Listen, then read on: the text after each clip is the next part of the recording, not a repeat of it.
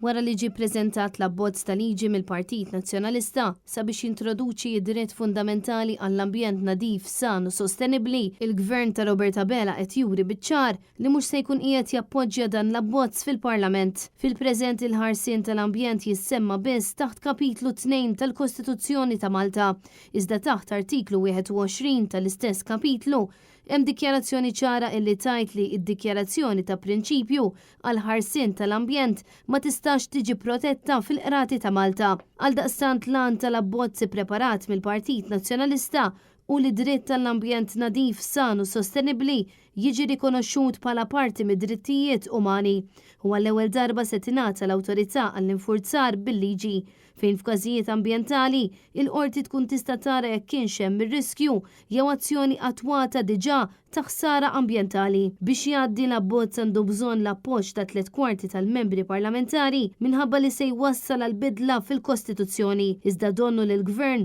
mhux jagħti importanza għal din il-liġi. It-tnejn fil-għodu Net News staqsal il-Ministru Owen Bonnici dwar din l-emenda fil-Kostituzzjoni.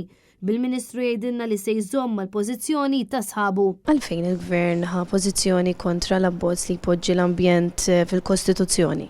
Fuq dan il-punt diġà kien hemm pronunzjamenti minn sħabi fil-kabinet u jiena noqgħod ma' dawk il-pronunzjamenti.